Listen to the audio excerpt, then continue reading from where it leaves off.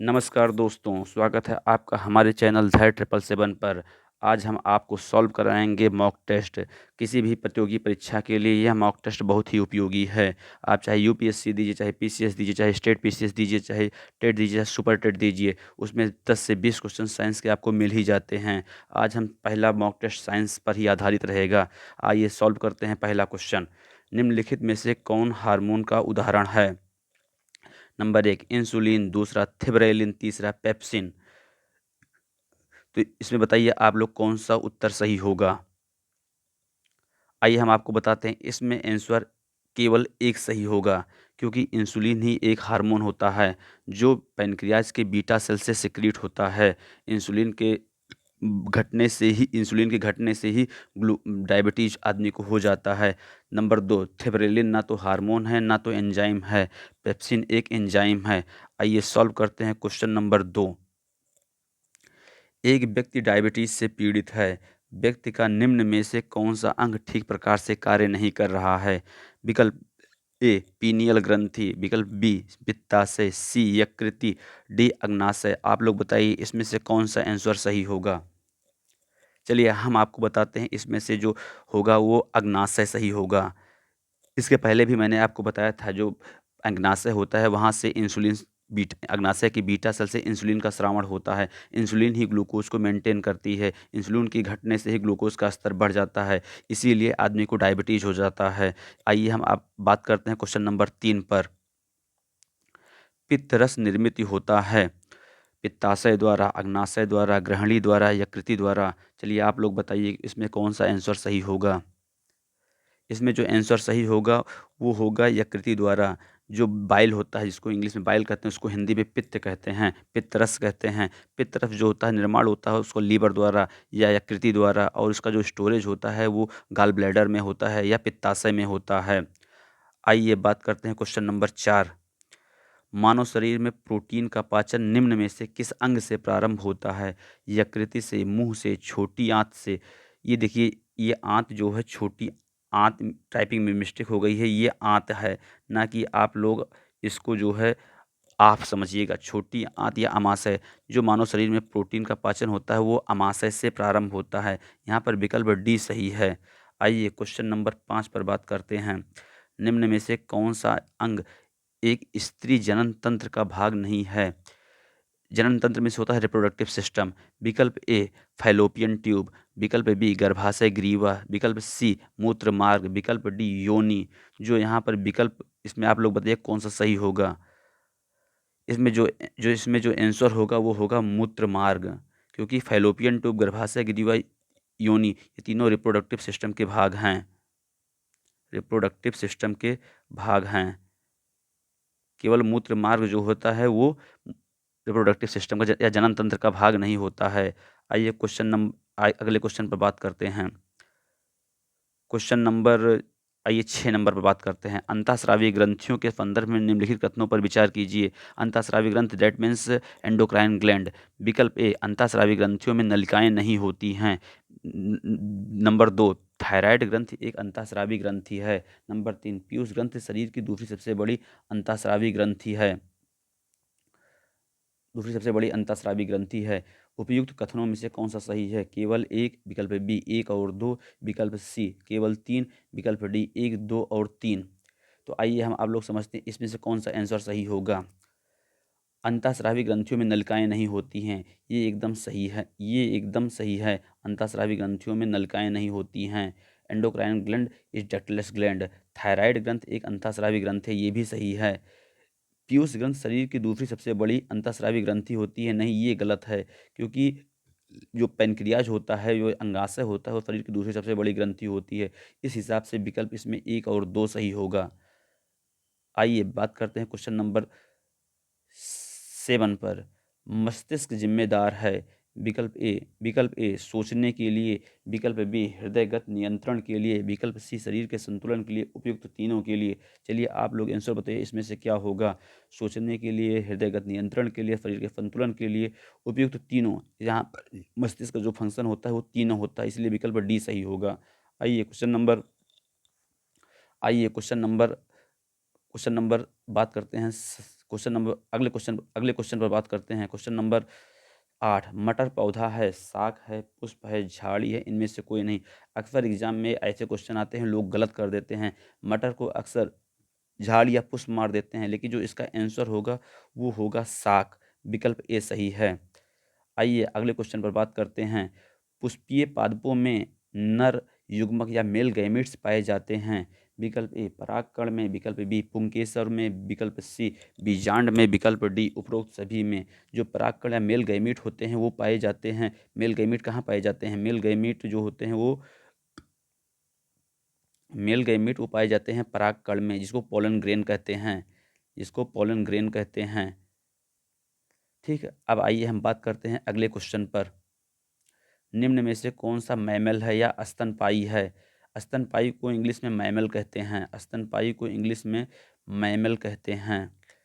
चलिए आप लोग बताइए इसमें से कौन सा आंसर सही है? Number A shark, number B squid, number C octopus या नंबर डी छछूंदर। जो इसका आंसर होगा वो होगा छछूंदर। विकल्प डी सही है। आइए बात करते हैं अगले क्वेश्चन पर। क्वेश्चन नंबर 11 पर, इंसुलिन एक बहुलक है, एथाइलिन का, एसिटिलीन का, फ्रक्टोज का, ग्लूकोज का। जो इंसुलिन एक पॉलीमर होता है, बहुलक मीन्स पॉलीमर होता है, इंग्लिश में इसको बहुलक को पॉलीमर कहते हैं। तो पॉलीमर कहते हैं। तो इंसुलिन जो होता है वो बहुलक होता है ग्लूकोज का। इस हिसाब से विकल्प इसका डी सही होगा। अब अगला क्वेश्चन इंसुलिन से फिर है। इंसुलिन में कौन सा तत्व उपस्थित होता है? ये मोस्ट इंपॉर्टेंट क्वेश्चन है, ये सभी एग्जामों में पूछा जाता है, मैक्सिमम एग्जामों, state PCS, UP TET, super TET, PET में। तो number 1 copper, number B zinc, number C molybdenum, number D boron. तो इस हिसाब से इसका आंसर सही होगा विकल्प जी बी जिंक। जिंक जो होता है वो प्रेजेंट होता है इंसुलिन में। आइए बात करते हैं अगले क्वेश्चन की। क्वेश्चन नंबर 13, पौधे अपना पोषक तत्व मुख्यतः किससे प्राप्त करते हैं? जो प्लांट्स होते हैं वो अपना पोषक तत्व किससे प्राप्त करते हैं? विकल्प ए प्रकाश से, विकल्प बी मृदा से, विकल्प सी पर्णहरित से, विकल्प डी वायुमंडल से। जैसे आप लोग ना समझ पा रहे हो तो पर्णहरित का मतलब होता है क्लोरोफिल। क्लोरोफिल। तो यहाँ पर बताइए इसका आंसर क्या होगा? चलिए आप लोग बताइए। इसका आंसर होगा मृदा से, सॉइल से। विकल्प बी सही आंसर है। आइए बात करते हैं क्वेश्चन नंबर 14 की। लाल रक्त कणिका विहीन जंतु है, सर्प है, मोर है, मेढक है, केचुआ है। ऐसा कौन सा जंतु है जिसका हीमोग्लोबिन उसके ब्लड में ही घुला होता है? तो इस हिसाब से वो होगा केचुआ। विकल्प डी, विकल्प इसके हिसाब से इसका आंसर होगा केचुआ। विकल्प डी इसका सही आंसर है। आइए बात करते हैं क्वेश्चन नंबर अगले पर। दूध, ये बहुत इंपॉर्टेंट क्वेश्चन है। दूध को पचाने के लिए आवश्यक एंजाइम रेनिन और लैक्टोज मानव शरीर में कितने वर्ष की आयु में लुप्त हो जाता है? विकल्प ए 2 वर्ष, विकल्प बी 3 वर्ष, विकल्प सी 5 वर्ष, विकल्प डी 8 वर्ष। आप लोग बताइए इसका आंसर क्या होगा? जो दूध को पचाने वाला एंजाइम होता है वो मानव शरीर में कितने वर्ष की आयु में लुप्त हो जाता है? विकल्प इसका होगा डी 8 वर्ष। आइए हम बात करते हैं क्वेश्चन नंबर 16 पर। मानव शरीर की सबसे बड़ी अंतःस्रावी ग्रंथि कौन सी है? मानव शरीर की सबसे बड़ी एंडोक्राइन ग्लैंड ग्लैंड कौन सी है? चलिए आप लोग बताइए। थायराइड ग्रंथि, बी पैराथायराइड ग्रंथि, सी लीवर, डी अग्नाशय। जो अगर अंतःस्रावी की बात रहेगी तो आंसर होगा थायराइड ग्रंथि। अब आइए बात करते हैं अगले क्वेश्चन की। देखिए बहुत कन्फ्यूजन रहता है ऐसे क्वेश्चनों में, जहाँ पर ये पूछते हैं कि मानव शरीर की सबसे बड़ी ग्रंथि कौन सी है। अगर सबसे बड़ी ग्रंथि की बात होगी तो इसका आंसर आप लोग बताइए क्या होगा? विकल्प ए लीवर, विकल्प बी अग्नाशय, विकल्प सी एड्रिनल ग्रंथि, विकल्प डी पीयूष ग्रंथि। यहाँ पर जो इसका आंसर होगा वह विकल्प ए लीवर।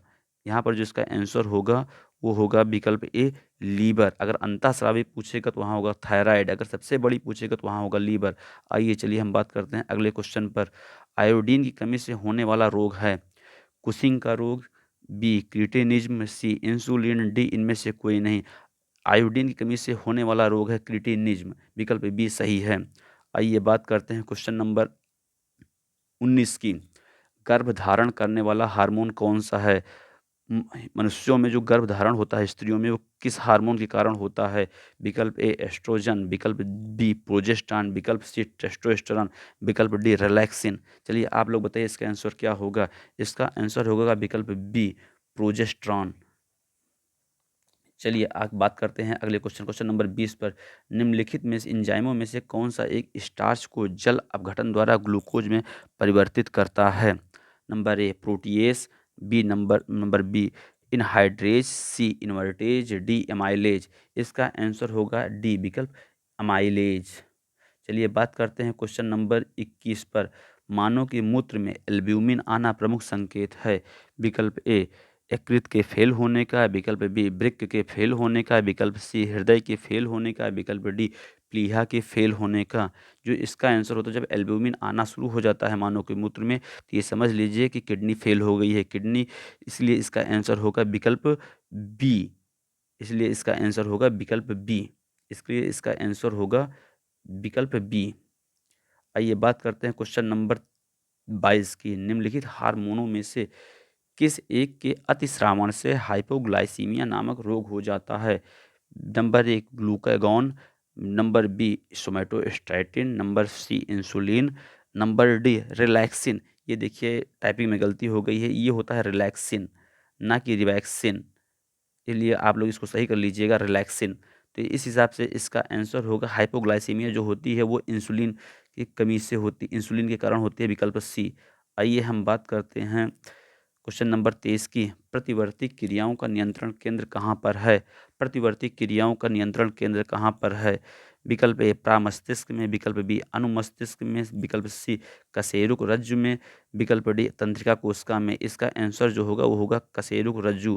प्रतिवर्ती क्रियाओं को ही रिफ्लेक्स एक्शन कहते हैं। रिफ्लेक्स एक्शन कहते हैं। रिफ्लेक्स एक्शन कहते हैं। ये कशेरुक रज्जु को इंग्लिश में स्पाइनल कॉर्ड कहते हैं। आइए बात करते हैं क्वेश्चन नंबर 24 पर।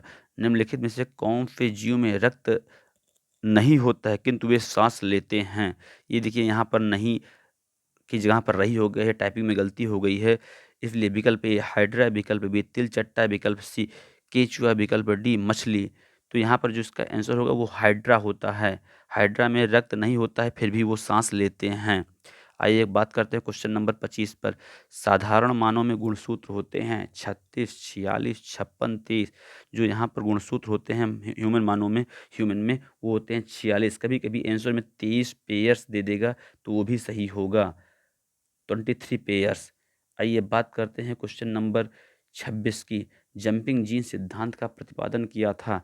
नंबर एक बारबरा मैकलिंटॉफ ने, विकल्प बी जी जी जे मेंडल ने, जिसका नाम है ग्रेगर जॉन मेंडल, विकल्प सी चार्ल्स डार्विन ने, विकल्प डी एम बी मोरिसन ने। तो इसका जो आंसर होगा बारबरा मैकलिंटॉफ, विकल्प ए। आइए बात करते हैं क्वेश्चन नंबर 27 की।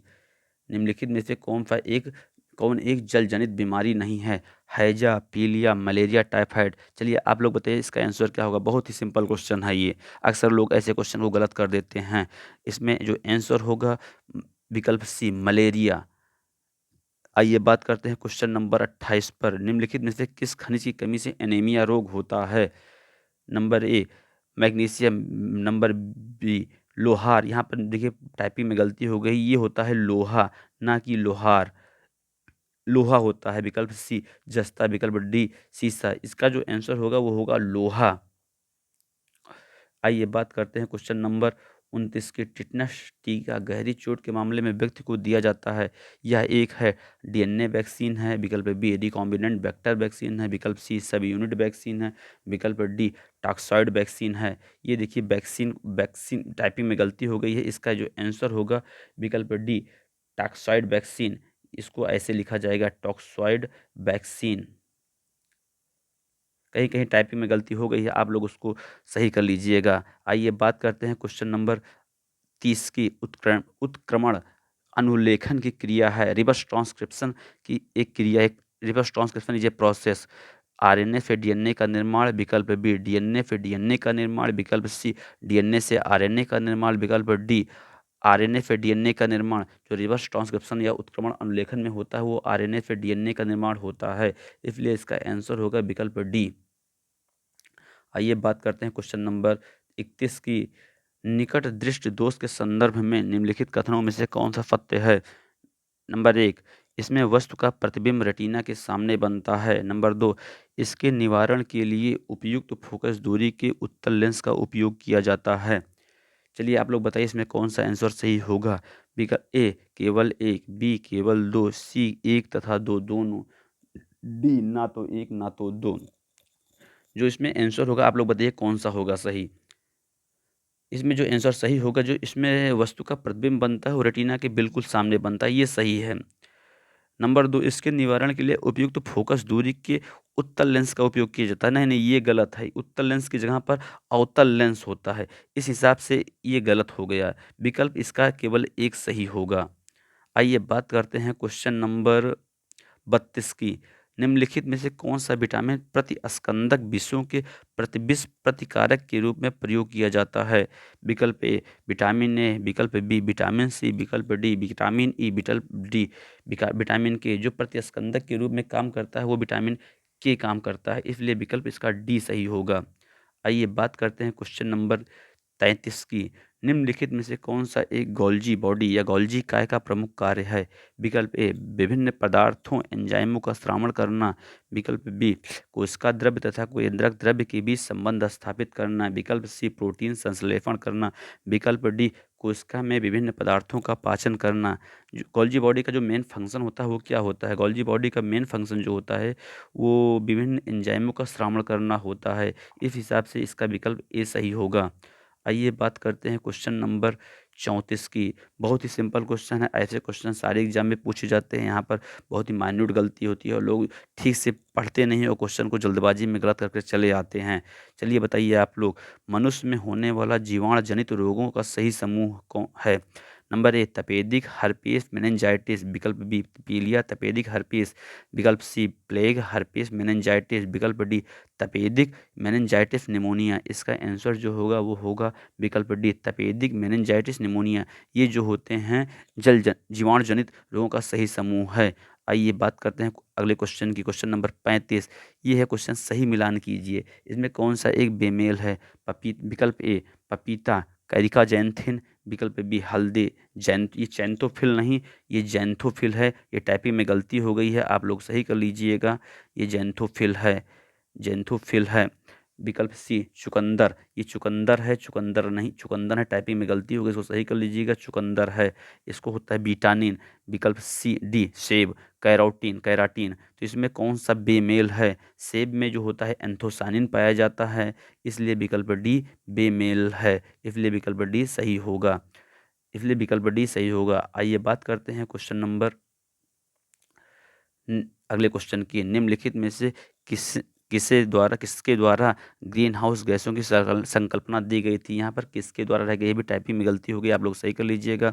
Number A C C Park, number B Jacques Coulier, C Joseph Fourier, विकल्प डी एल जॉबलर। जो इसका आंसर सही होगा, जोसेफ फोरियर ने ही ग्रीन हाउस गैस की परिकल्पना दी थी, इसलिए विकल्प सी सही हो जाएगा। बात करते हैं अगले क्वेश्चन। लीन बॉडी मास क्या है। मांसपेशियां, हड्डी और शरीर के अन्य गैर वसा ऊतक, बी शरीर के फैटी ऊतक, सी शरीर का कुल वजन, विकल्प डी उपरोक्त में से कोई नहीं। इसका जो आंसर होगा मांसपेशियां, हड्डियां, शरीर के अन्य गैर वसा ऊतक, विकल्प ए सही है। अब बात करते हैं क्वेश्चन नंबर 38 की। दंत वाला क्या टीथ एनामल निम्नलिखित में से किस एक कैल्शियम यौगिक से बना होता है। विकल्प ए कैल्शियम कार्बोनेट, विकल्प बी कैल्शियम सल्फेट, विकल्प सी कैल्शियम हाइड्रोक्साइड, विकल्प डी कैल्शियम फास्फेट। जो हम लोग का दांत का आउटर लेयर होता है जिसको हम एनामल कहते हैं, वो कैल्शियम और फास्फोरस से मिलकर बना होता है, इसलिए इसका विकल्प वो शरीर का सबसे मजबूत भाग होता है, इसलिए इसका विकल्प जो होगा विकल्प डी कैल्शियम फास्फेट। आइए बात करते हैं क्वेश्चन नंबर 39 की। इसमें देखिए मिलान करना है, किसके अंतर्गत किसका अध्ययन किया जाता है। ए एक्रोलॉजी मछली का अध्ययन, बी सीटोलॉजी कृषि का अध्ययन, सी जियोपोनिक्स घुन का अध्ययन, डी इक्थियोलॉजी व्हेल और डॉल्फिन का अध्ययन। जो देखिए इसमें जो होता है वो एक्रोलॉजी में घुन का अध्ययन किया जाता है और जो सीटोलॉजी होती है उसके अंतर्गत व्हेल और डॉल्फिन का अध्ययन किया जाता है। जो जियोपोनिक्स होता है उसके अंतर्गत कृषि का अध्ययन किया जाता है। डी जो इक्थियोलॉजी होती है उसके अंतर्गत मछलियों का अध्ययन किया जाता है। इस हिसाब से विकल्प कौन सा सही है? इस हिसाब से 3, 4, 2, 1 विकल्प सी सही है। आइए बात करते हैं क्वेश्चन नंबर 40 की। निम्नलिखित युग्मों में से कौन सा सही सुमेलित नहीं है? ये भी बेमेल है, इसमें आपको सही करना है। नंबर 1 साइट्रिक अम्ल अंगूर में पाया जाता है। बी एस्टिक अम्ल सिरका में पाया जाता है। सी टार्टेरिक अम्ल इमली में पाया जाता है।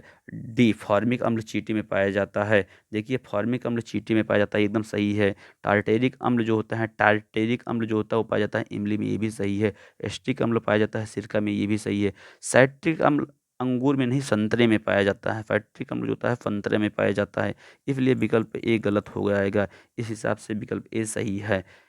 दोस्तों आप लोगों को ये वीडियो अच्छा लगा तो इसको लाइक सब्सक्राइब शेयर ज़रूर करें, जिससे विभिन्न प्रतियोगी परीक्षाओं की तैयारी करने वाले बच्चों को आसानी से मॉक पेपर प्राप्त हो सके। और पीडीएफ प्राप्त करने के लिए हमारे टेलीग्राम चैनल को आप ज्वाइन कर सकते हैं, डिस्क्रिप्शन लिंक में दिया हुआ है। Thank you so much.